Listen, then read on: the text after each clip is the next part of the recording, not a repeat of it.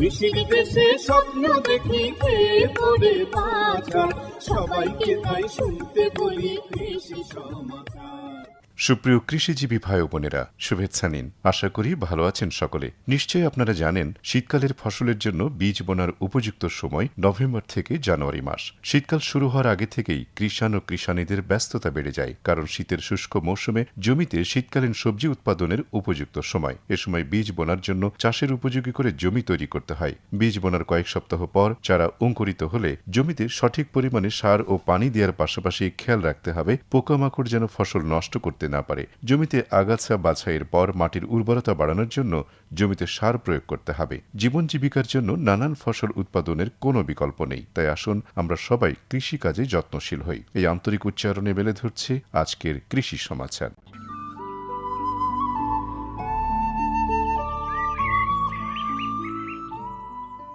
সুপ্রিয় কৃষিজীবী ভাই বোনেরা, আজ অনুষ্ঠানের শুরুতেই রয়েছে আমার কৃষি পর্বে মাছ চাষ নিয়ে একটি প্রামাণ্য ধারণে জুবাইদ হোসেন পলাশ। চলুন শোনা যাক।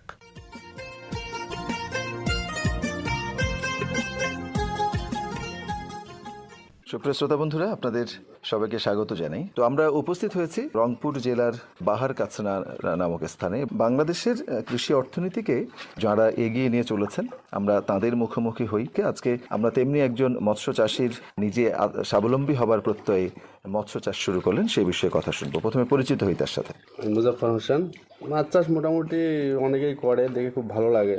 আর মাছ চাষে অনেক লাভ, তে দেখে নিজেই উদ্যোক্তা সেজে নিজেই কিছু চেষ্টা চালায় কিছু পুকুর সংগ্রহ করে মাছ ছাড়া হয়েছে।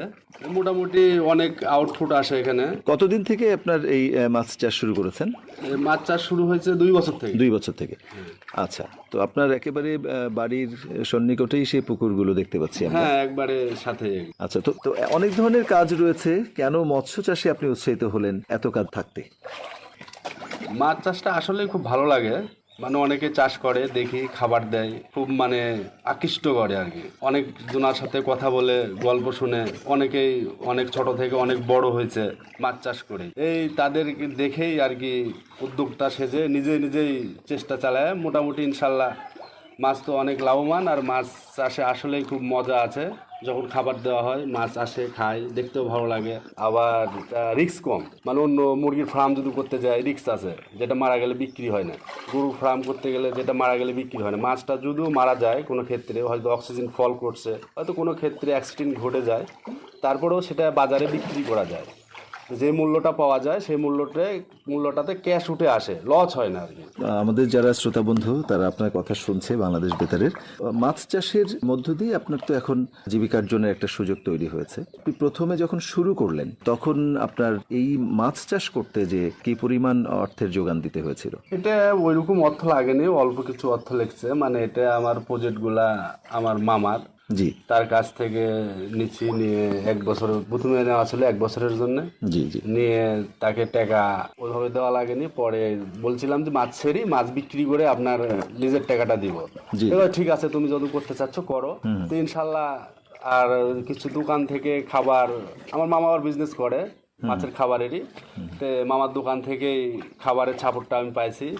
পেয়ে মানে করেন সব কিছু মিলে মোটামুটি আর কি অনেকটাই লাভবান আর কি। আচ্ছা আচ্ছা আচ্ছা। তো 2 বছরে আপনার যে ব্যয় এবং আপনার যে উপার্জন, সেটা কিরকম অর্থ উপার্জন হয়েছে? আমরা আমাদের শ্রোতা বন্ধুদের এই জন্য জানাতে চাই যে অল্প পুঁজি ব্যবহার করেও যে কৃষিকে আশ্রয় করে জীবিকার্জন করা যায় বা মৎস্য চাষকে জীবিকার্জনের উপায় হিসেবে নিতে পারেন তারা, সেই বিষয়টি আমরা আসলে আমাদের শ্রোতা বন্ধুদের জানাতে চাই আপনার মাধ্যমে।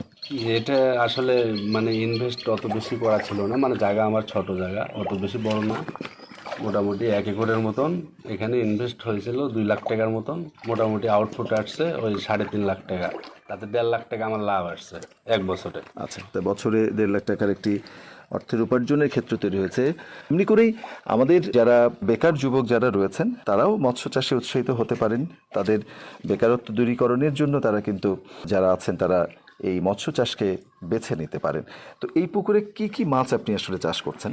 এই পুকুরে এখন আছে আমার পাঙ্গাস, রুই, মিরকা, কার্পু, কালবাউস, তারপরে আপনার তেলাপিয়া, এই বিভিন্ন জাতের মাছ আছে আর কি এখানে। দেশি মাছও এখানে অনেক। হ্যাঁ, দেশি মাছও অনেক আমি আছে। দেখতে পাচ্ছি আমরা যে অনেক রঙিন মাছও এখানে দেখা যাচ্ছে। হ্যাঁ, সাদা রঙিল কার্পুটা, কারফিউটা রঙিন সম্ভবত। যেগুলো সবগুলো রঙিল কার্পু ছাড়া আছে, মানে দেখতে খুব ভালো লাগে। দেখতে ভালো লাগে যে মাঝে মাঝে দেখা যাচ্ছে সেগুলো। আপনি মাছের পোনা কোথা থেকে সংগ্রহ করছেন? মাছের পোনা এটা হলো ওই যে আদমদিঘি থেকে পাঙ্গাসটা সংগ্রহ করা হয়েছে। আচ্ছা, আর দেশি মাছ আদমদিঘি মানে বগুড়ার আদমদিঘি হ্যাঁ, থেকে। বগুড়া আদমদিঘি থেকে।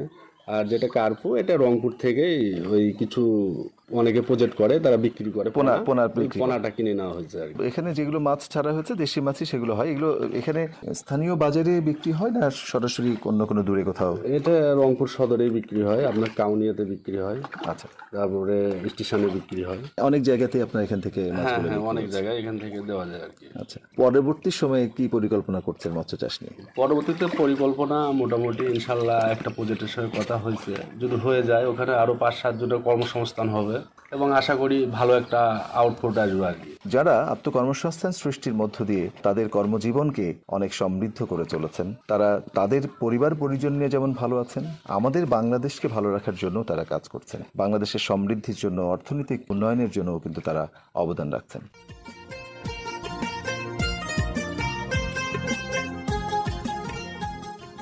প্রিয় কৃষিজীবী ভাই বোনেরা, এখন শোনাব কৃষি বিষয়ক একটি গান। শিল্পী রাশিদুল ইসলাম তাপস, গীতিকার খন্দকার আব্দুল মোতালেব।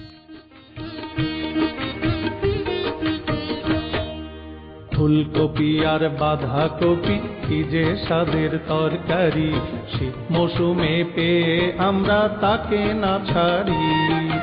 ফুলকপি আর বাঁধাকপি কি যে স্বাদের তরকারি, শীত মৌসুমে পেয়ে আমরা তাকে না ছাড়ি।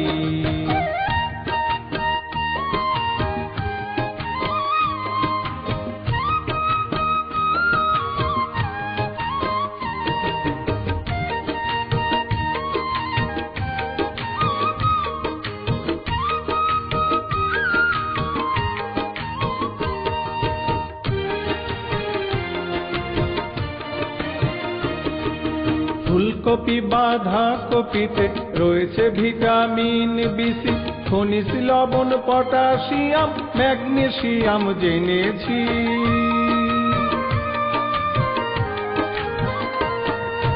ফুলকপি বাঁধাকপিতে রয়েছে ভিটামিন বিসি, খনিজ লবণ, পটাশিয়াম, ক্যালসিয়াম জেনেছি। পুষ্টির প্রয়োজনে এই সবজি খুব দরকারি, শীত মৌসুমে পেয়ে আমরা তাকে না ছাড়ি।